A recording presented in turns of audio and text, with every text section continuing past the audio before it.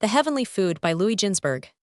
The bread which Israel had taken along out of Egypt sufficed for 31 days, and when they had consumed it, the whole congregation of the children of Israel murmured against their leader Moses. It was not only immediate want that oppressed them, but despair of a food supply for the future. For when they saw the vast, extensive, utterly barren wilderness before them, their courage gave way and they said, "We migrated, expecting freedom, and now we are not even free from the cares of subsistence. We are not, as our leader promised, the happiest, but in truth the most unfortunate of men." After our leader's words had keyed us to the highest pitch of expectation, and had filled our ears with vain hopes, he tortures us with famine, and does not provide even the necessary food. With the name of a new settlement, he has deceived this great multitude.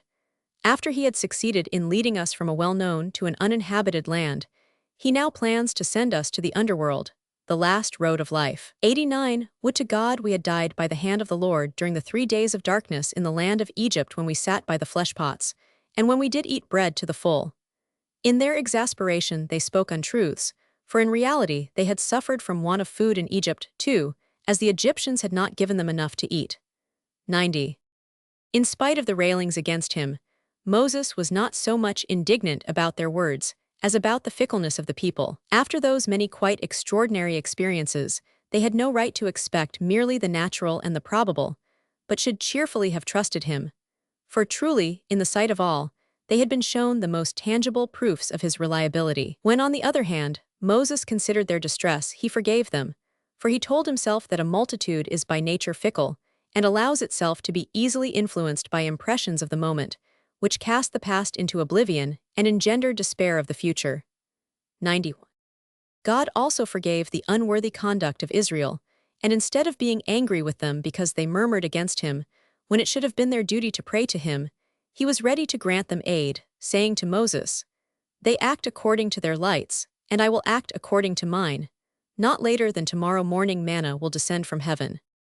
As a reward for Abraham's readiness, in answer to the summons to sacrifice Isaac, when he said, "Here am I," God promised manna to the descendants of Abraham with the same words, "Here I am."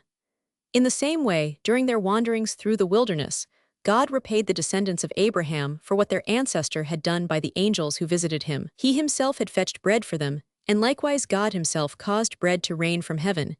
He himself ran before them on their way, and likewise God moved before Israel. He had water fetched for them, and likewise God, through Moses, caused water to flow from the rock. He bade them seek shade under the tree, and likewise God had a cloud spread over Israel. 92. Then God spoke to Moses, "I will immediately reveal myself without Jacob.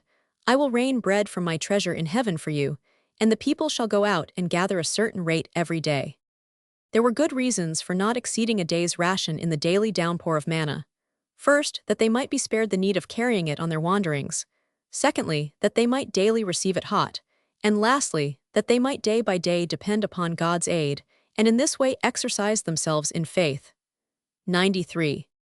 While the people were still abed, God fulfilled their desire and rained down manna for them.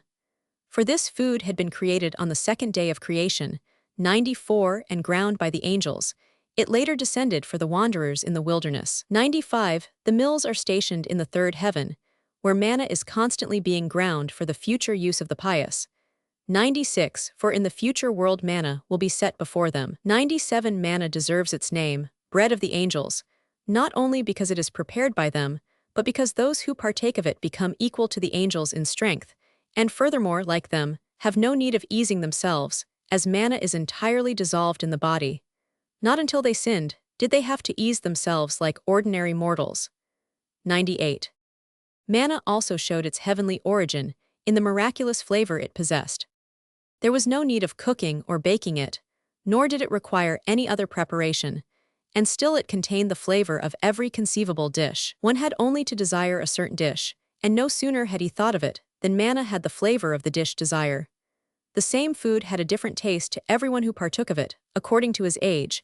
To the little children it tasted like milk, to the strong youths like bread, to the old men like honey, to the sick like barley steeped in oil and honey. 99. As miraculous as the taste of manna was its descent from heaven. First came a north wind to sweep the floor of the desert, then a rain to wash it quite clean, then dew descended upon it, which was congealed into a solid substance by the wind, that it might serve as a table for the heaven-descending gold.